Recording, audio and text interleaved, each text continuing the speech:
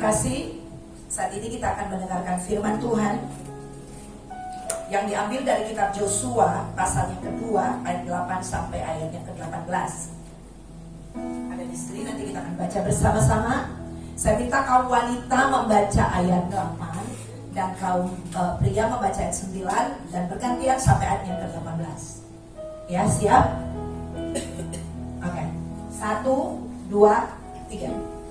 Tetapi sebelum kedua orang itu tidur, naiklah perempuan itu dan dapatkan mereka dari atas soto. Dan berkata kepada orang-orang itu, aku tahu bahwa Tuhan telah memberikan negeri ini kepada kamu, dan bahwa kalian terhadap kamu telah menghinggapi kami dan segala penduduk negeri ini gemetar menghadapi kamu. Sebab kami mendengar bahwa Tuhan telah mengalirkan air laut di depan kamu ketika kamu berjalan keluar dari Mesir, dan apa yang kamu lakukan kepada kedua raja orang Amori yang di seberang sungai Yordan ini, yakni kepada Sihon dan Og, yang telah kamu lupas. Ketika kami mendengar itu, tawarlah hati kami dan jatuhlah semangat setiap orang menghadapi kamu.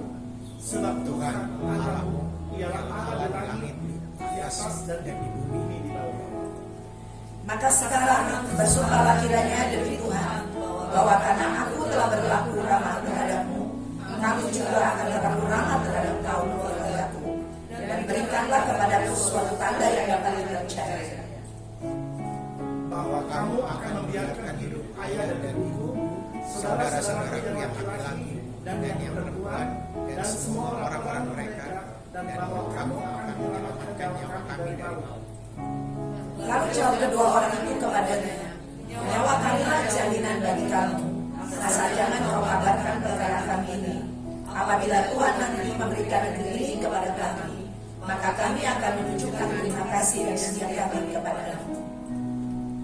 Kemudian perempuan itu menurunkan mereka dengan tali melalui jendela, sebab rumahnya itu letaknya pada tembok kota. Jadi pada tembok itulah ia diam.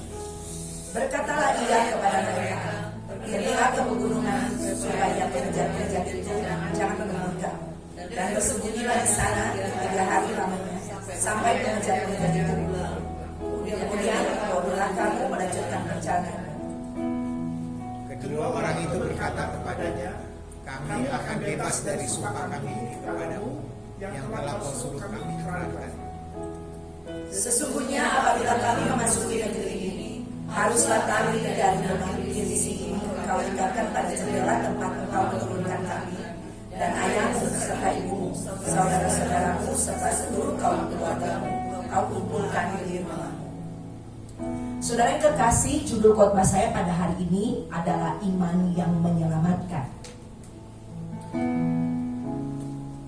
Saudara, hari ini saya bersyukur kembali kita mengadakan kebaktian.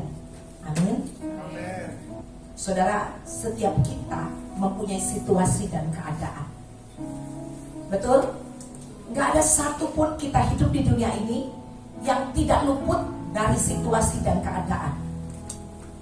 Gak ada yang bilang, oh saya ini tidak ada. Saya pakai kata situasi dan keadaan. Karena kata problem atau kata masalah bagi Tuhan itu sebenarnya tidak ada. Karena Tuhan tidak mengenal masalah. Bagi Tuhan segala sesuatu mungkin. Amin. Yang mengenal masalah itu adalah manusia. Karena manusia ini terbatas. Ada yang manusia bisa lakukan dan ada yang tidak bisa dilakukan. Kalau Tuhan, semuanya itu mungkin bagi Allah. All things are possible. Amin. Itulah sebabnya bagi Tuhan tidak ada masalah. Bagi anak-anak Tuhan, kalau bagi bapaknya tidak ada masalah, anak Tuhan juga tidak ada masalah. Kenapa disebut masalah? Karena tidak ada jalan keluar. Benar? Kalau Anda punya uang 10.000 dan Anda mau membayar 8.000 untuk keperluanmu, Anda punya masalah nggak? Tidak. Karena Anda punya uang 10.000. Kalau Anda punya uang kurang dari 8.000, nah itu problem. Benar? Saudara, selama kita hidup di dunia ini, ada situasi dan keadaan yang kita hadapi, tetapi itu tidak ada masalah. Ada amin. Karena kita punya Bapa yang tidak mengenal masalah. Bagi Dia segala sesuatu itu mungkin.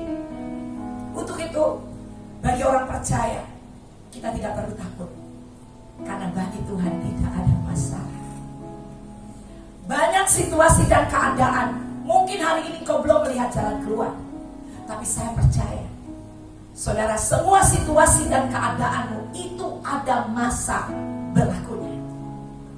Benar? Semuanya ada masa berlaku.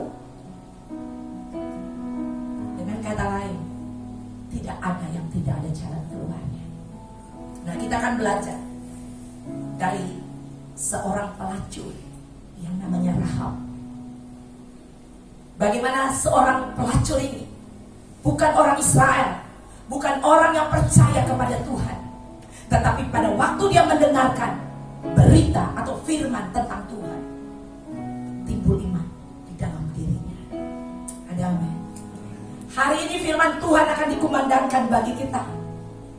Firman Tuhan berkata, iman timbul dari pendengaran dan pendengaran akan firman Kristus. Hari ini, mari kita pusatkan pendengaran kita hanya kepada firman Allah. Dan firman Allah itulah yang akan membuat jalan keluar, yang akan memerdekakan kita. Dan firman Allah inilah yang akan menyelamatkan kita. Ada amin. Haleluya. Fokus. Ini bukan firman saya, firman Ibu Desi, gak ada. Yang ada hanyalah firman Allah. Haleluya. Kita lihat ayat 8. Perhatikan ayat 8. Bisa ditampilkan.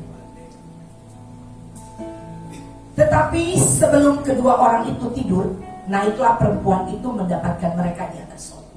Saudara, kalau Anda baca dari ayat 1 sampai ayat 7, jadi ada dua pengintai yang diutus oleh Joshua. Saya ceritain sedikit dulu latar belakang sampai ke titik ini. Joshua, dia baru menerima kepemimpinan dari Musa. Jadi Musa memimpin bangsa Israel keluar dari tanah Mesir dengan tujuan memasuki tanah Kanaan. Tetapi Musa membuat kesalahan sehingga Musa tidak bisa masuk ke tanah Kanaan. Dan akhirnya Joshua yang meneruskan tongkat estafet itu, membawa bangsa Israel untuk masuk ke tanah Kanaan. Musa sudah membawa mereka sampai di depan sungai Yordan. Dan Joshua yang akan meneruskan, melanjutkan untuk menyeberang sungai Yordan. Pada waktu mereka menyeberang sungai Yordan, itu sudah daerah tanah Kanaan. Tetapi di situ ada banyak musuh-musuh. Dan musuh-musuh ini harus dikalahkan. Tempat yang tadi baru kita baca, saudara, ini namanya Yeriko. Yeriko ini adalah kota berkubu. Dan ini perlu dikalahkan.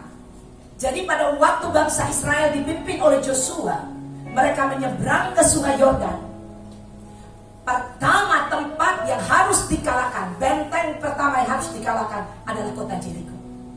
Untuk nanti dia bisa menguasai Kanaan.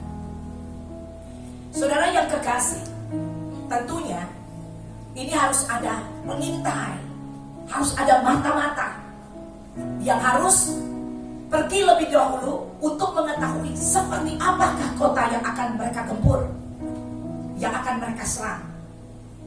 Dan dua mata-mata ini diutus oleh Joshua. Dan di sini kita lihat bahwa pada waktu kedua mata-mata ini memasuki kota Yeriko, saudara, dia berhadapan dengan situasi keadaan yang dia tidak kenal. Karena mereka ini adalah pendatang, betul, ke daerah itu. Dan kedua orang ini perlu mengenal. Ya, jadi mata-mata itu, ya dia perlu tahu daerah itu dan dia perlu mengenal dengan menyamar. Saudara, mata-mata nggak mungkin datang dan bilang, oh saya mata-mata gitu. Ya udah keburu ditembak habis pulang ya, atau mati di tempat. Benar? Tentunya dia punya strategi di dalam peperangan. Jadi kedua mata-mata ini bertemu dengan seorang wanita. Wanita ini bernama Rahab. Kalau Anda baca di Joshua 8 ayat 1 dikatakan Rahab ini adalah seorang pelacur. Saudara, tentunya kalau ditulis orang pelacur, kita tahu bahwa pelacur itu adalah orang yang kurang baik di mata masyarakat, betul? Ya, kita nggak tahu latar belakang kenapa dia menjadi pelacur. Saudara, banyak orang-orang, khususnya orang Kristen, kadang-kadang kita terlalu menghakimi orang. Benar? Kita lihat, oh ini pelacur, ini itu, ya, sehingga kita gereja menutup diri untuk orang-orang yang seperti ini. Saudara, gereja harus membuka pintu sebesar-besarnya, amin, untuk orang berdosa. Karena Yesus datang bukan untuk orang benar, dia datang untuk orang berdosa, amin. Saudara, jangan sampai gereja melihat ada orang yang kurang baik datang dan kita melihatnya dari atas ke bawah, atau kita mulai bisik-bisik, atau kita mulai bergosip, kita mulai membicarakan orang itu. Saudara yang kekasih, kita ada hari ini semua karena anugerah Tuhan, amin. Kita ada hari ini bukan karena Anda hebat, bukan karena Anda pintar, benar? Bukan Anda berbuat baik lebih daripada orang lain.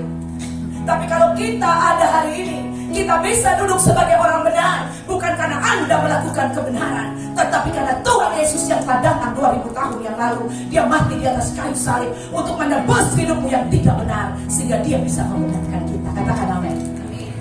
Itu bukan usahamu, tapi pemberian Allah.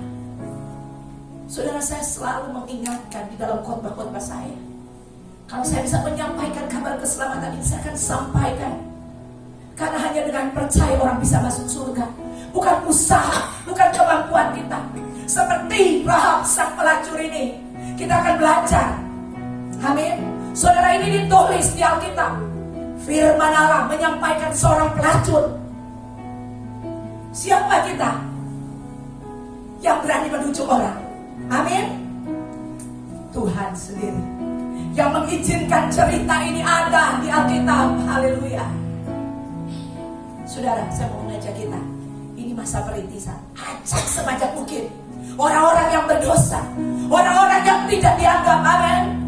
Haleluya. Dan di sini tidak ada orang yang akan berdiri dan merasa dirinya paling hebat dan paling benar, gak ada. Pendetanya pun enggak, tim pengembalaan pun enggak, amin. Tapi kita mau menjadi perpanjangan tangan Tuhan untuk menjangkau dunia bagi Tuhan, menjangkau orang-orang yang terhilang, menjangkau jiwa-jiwa yang membutuhkan Tuhan. Beri kemuliaan bagi Tuhan. Ya, di sini bukan tempatnya Anda merasa diri paling hebat, bukan. Tapi kita semua yang ada di sini adalah orang-orang berdosa yang diampuni dosanya. Ada amin. Jadi tidak ada yang merasa paling hebat di tempat ini. Ajak sebanyak mungkin. Siapa yang mau ajak jiwa buat kerajaan Allah? Haleluya. Ya, bayangin semuanya angkat tangan.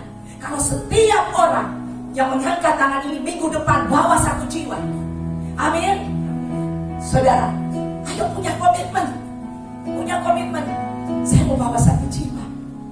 Orang yang mungkin gak dianggap, orang yang dilihat sebelah mata oleh dunia, mari kita mau angkat dia, bawa dia kepada Tuhan.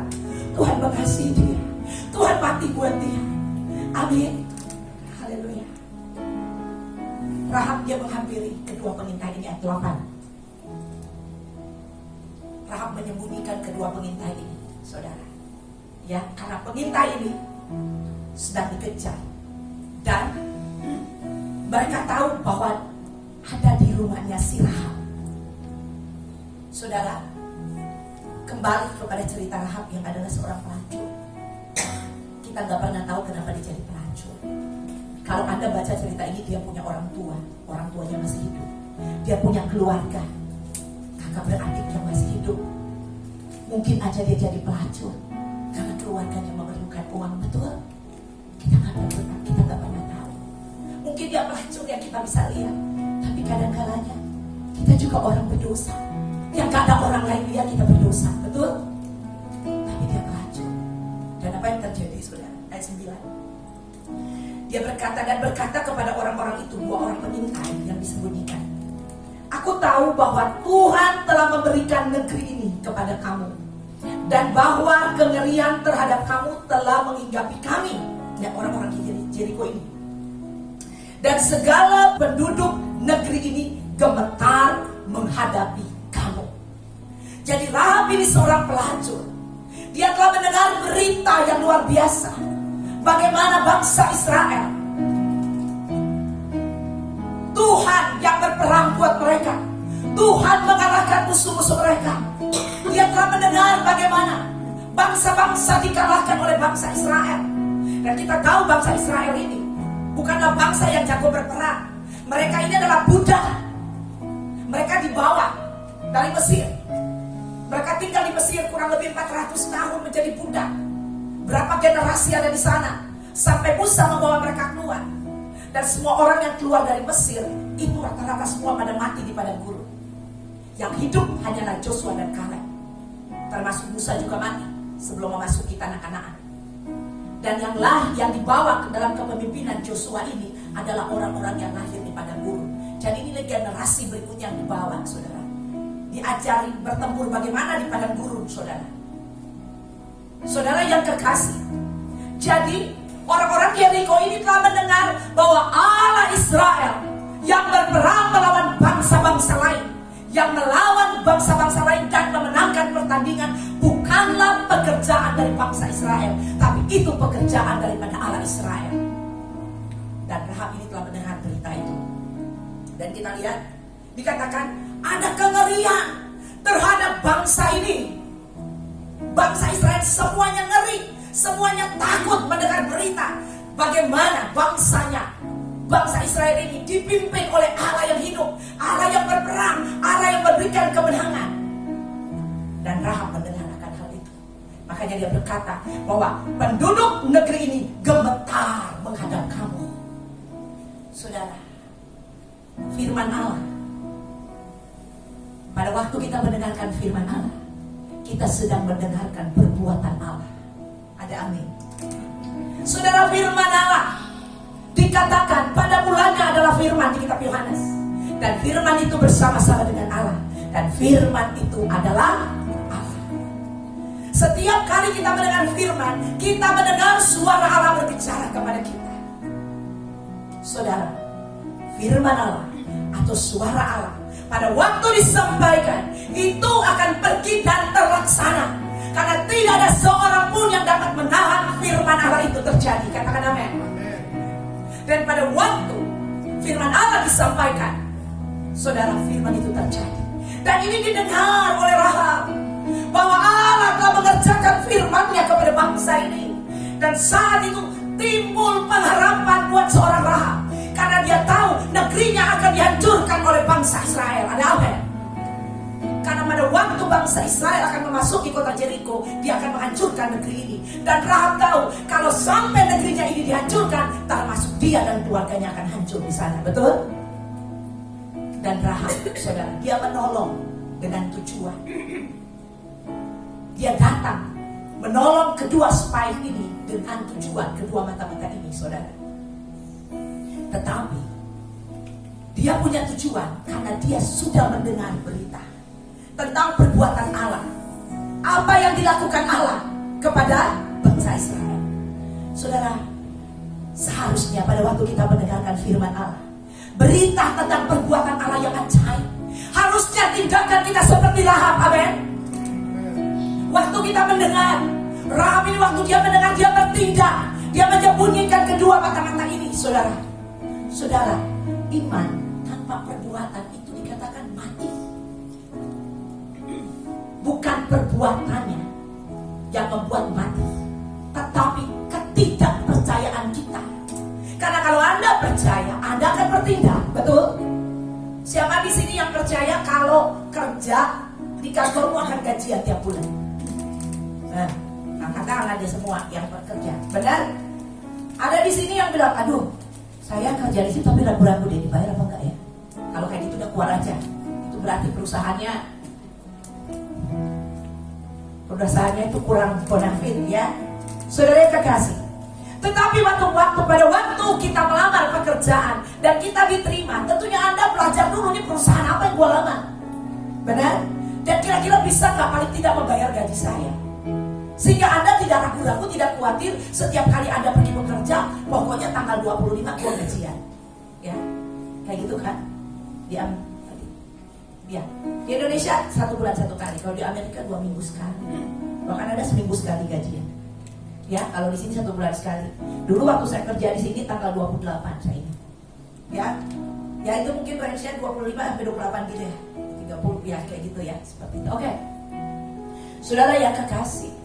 Jadi kita udah gak ada keraguan. Pada waktu kita bekerja, kita tahu kita pasti dapat gaji. Demikian juga, saudara. Seharusnya pada waktu Anda mendengarkan firman Allah, Anda harus benar-benar percaya. Tidak ada keraguan. Seperti Rahab, dia bertindak karena dia tidak ragu. Dia bertindak karena dia telah mendengarkan firman Allah. Dia telah mendengarkan perbuatan Allah. Ada amin? Sehingga dia bertindak. Saudara, tindakan orang percaya menentukan dirinya diselamatkan atau tidak. Katakan amin. Anda hari ini ada di sini karena kita percaya kepada Tuhan. Amin. Untuk itu jangan jadikan hari ini, minggu itu sebagai alternatif. Jangan jadikan hari Minggu itu sebagai rutinitas. Jangan jadikan hari Minggu itu sebagai sesuatu yang mumpung saya tidak pergi ke sana dan kemari, datanglah saya ke gereja. Atau jangan jadikan hari Minggu itu sebagai sesuatu yang Anda merasa bahwa kalau tidak ke gereja nanti berdosa. Ada yang begitu di sini? Aduh, rasanya berdosa nih kalau gua nggak ke gereja. Saudara, kalau Anda ke gereja hanya demikian, Anda nggak akan dapat apa-apa. Tapi pada waktu kita datang ke Tuhan, kita mau mendengarkan suara Tuhan, amin. Dan kita mau bertindak dengan suara Tuhan itu sendiri. Karena kita percaya suara Tuhan akan pergi dan melaksanakannya. Suara Tuhan akan pergi dan terjadi. Saudara, saya udah berkhotbah kayak gini, ya, udah dengan segenap hatiku, segenap kekuatanku, tetapi terus Anda dengerinnya sesudah itu habis masuk sini keluar sini. Waduh, sedih banget. Tetapi saya secara pribadi, saya berkhotbah bukan hanya buat Anda, saya berkhotbah untuk diri saya sendiri. Dan saya mau mengalami Tuhan di dalam hidup saya. Saya mau mengalami apa yang saya khotbahkan di dalam hidup saya. Amin. Saudara, saya begitu banyak mengalami Tuhan di dalam hidup saya. Saudara, saya itu banyak hal-hal yang saya alami dalam hidup saya. Yang hal yang cuma saya dengan Tuhan yang bilang, Tuhan aku pengennya kayak gini. Ngerti? Seperti itu. Hal yang ini penting ya. Mungkin bagi orang lain itu kurang penting. Saudara ngerti ya? Hal yang sangat biasa itu Tuhan perhatikan. Amin. Dia bilang, lihat burung di udara. Benar? Kalau Anda belajar tentang burung di udara itu berbicara bukan burung sembarangan, itu burung gagak. Burung gagak ini adalah burung unclean, disebut unclean burung ya untuk orang Israel.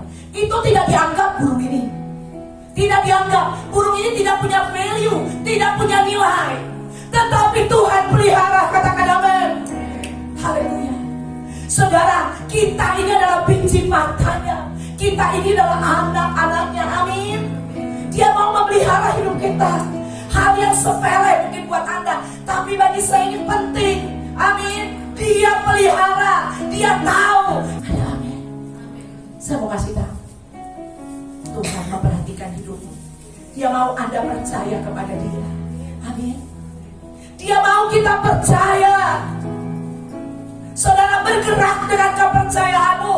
Percaya, tidak perlu Anda usahakan. Dan Anda nanti usahakan, Anda berusaha. Aduh, gua mau percaya, dalam nama Yesus gua mau percaya, dalam nama Yesus. Anda akan frustasi kalau percaya kayak gitu. Anda bilang, Tuhan, aku mau percaya, tolong aku untuk percaya. Amin. Saudara, kita balik di ayat ini. Ayat 10 kita lihat. Sebab kami, dia katakan, mendengar bahwa Tuhan telah mengeringkan air laut Tibereu di depan kamu ketika kamu berjalan keluar dari Mesir. Dan apa yang kamu lakukan kepada kedua raja orang Amori yang di seberang sungai Yordan itu, yakni kepada Sihon dan Og yang telah kamu tumpas. Saudara, ini yang dilakukan oleh Allah. Ngeringin laut. Anda pernah dengar selama Anda hidup ada teknologi yang bisa ngeringin laut? Siapa yang pernah dengar? Tidak ada teknologi ini. Di dunia modern saat ini tidak ada teknologi seperti ini. Anda kalau balik ke sini, ini berapa ribu tahun sebelum ada teknologi saat ini, amin. Tapi Allah kita tidak berubah dahulu, sekarang sampai selama-lamanya. Dia bisa melakukan di dahulu yang zaman yang tidak ada teknologi, dan dia bisa melakukan di zaman saat ini.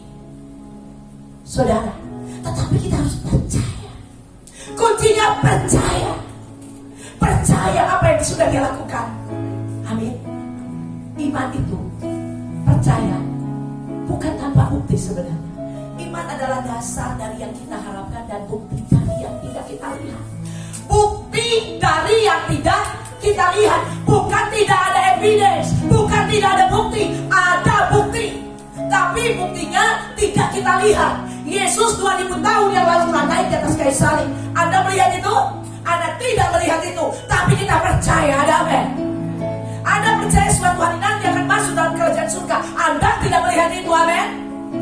Tetapi percaya. Saudara, buktinya sudah terjadi cerita ini.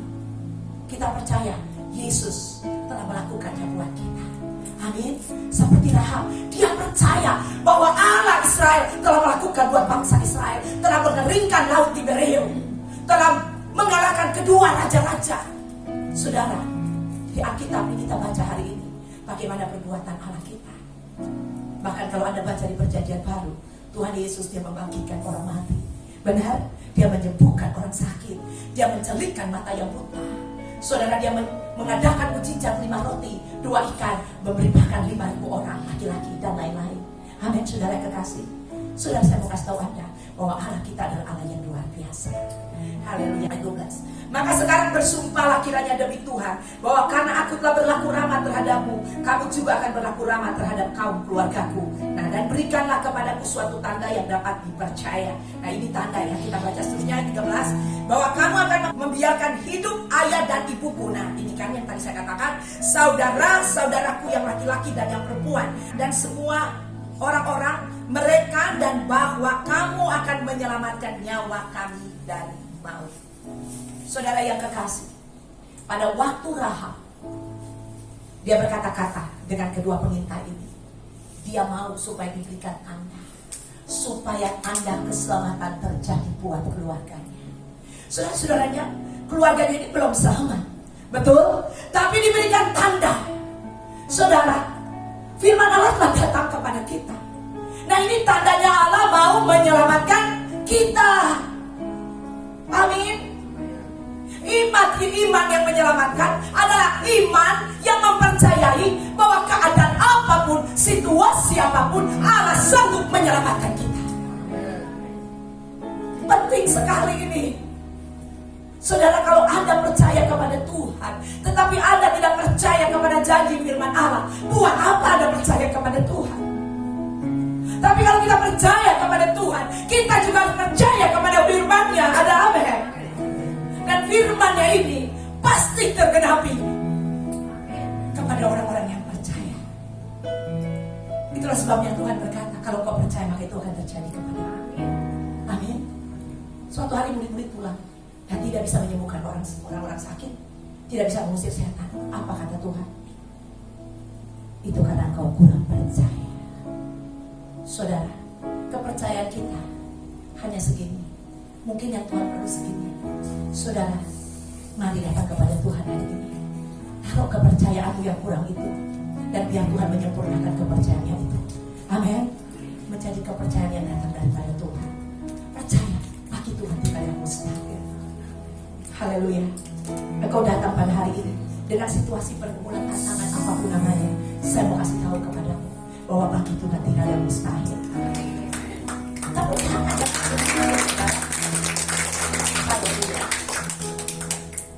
Kita baca ayat berikutnya.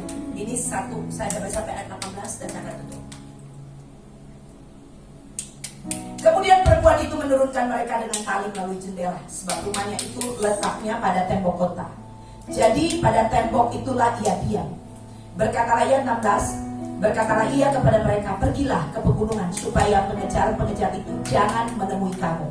Dan bersembunyilah di sana 3 hari lamanya sampai pengejar-pengejar itu pulang. kemudian bolehlah kamu melanjutkan perjalananmu. Kedua orang itu berkata kepadanya, 17, kami akan bebas dari sumpah kami ini kepadamu yang telah kau suruh kami ikrarkan.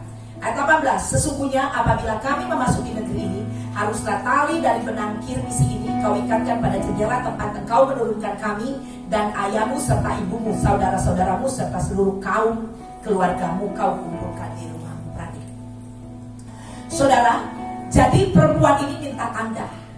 Dan kedua, mata-mata ini dia memberikan tanda. Ya, jadi kalau kita baca ayat tadi 13 seterusnya ayat 18, itu instruksi daripada wanita ini bagaimana kedua mata-mata ini harus melakukan tindakan-tindakan sampai mereka keluar.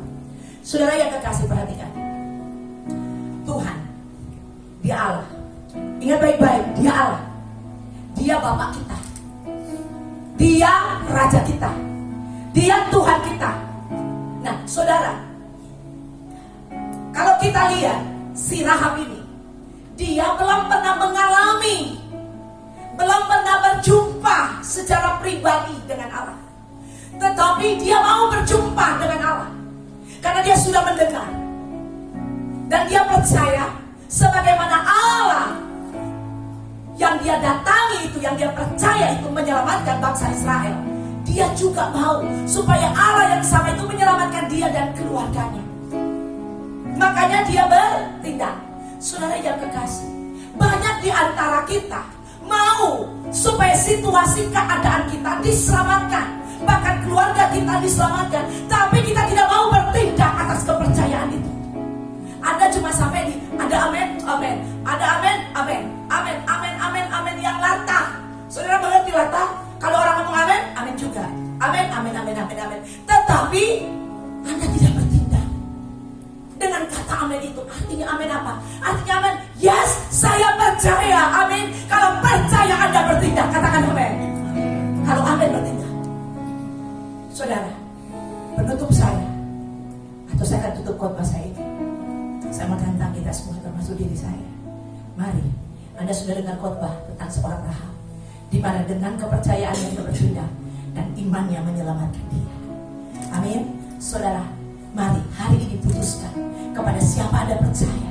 Kita percaya kepada Yesus, kita percaya kepada janjinya, kita percaya. Amin. Kalau kita percaya, kita bertindak. Di dalam bertindak ini, saudara yang kekasih, ya perlu tindakan.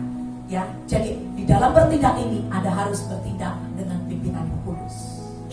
Ya, kita minta Roh Kudus untuk memimpin kita pada seluruh kebenaran. Kita minta Roh Kudus untuk memimpin kita sampai kita melihat apa yang Tuhan janjikan, apa yang disediakan Tuhan itu terjadi dalam hidup kita. Amin. Haleluya. Kalau hari ini Anda belum melihat terjadi, saya mau katakan, sebenarnya di alam spiritual itu sudah terjadi. Firman Tuhan ini ditulis berapa lama? Ribuan tahun yang lalu. Betul? Saudara yang kekasih, pada waktu Allah berkata-kata semuanya udah terjadi. Ya, waktu Allah berkata-kata dibilang firman-Nya akan pergi dan melaksanakannya.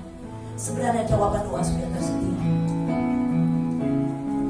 Kita hanya sedang menunggu seperti Rahab. Dia menunggu sampai.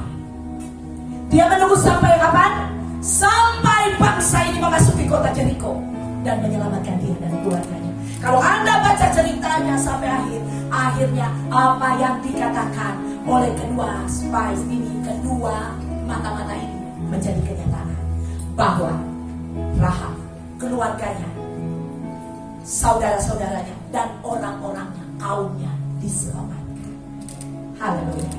Saya tidak memperpanjang khotbah saya, tapi saya mengajak Anda untuk mari bertindak dengan iman yang menyelamatkan Anda. Nama Tuhan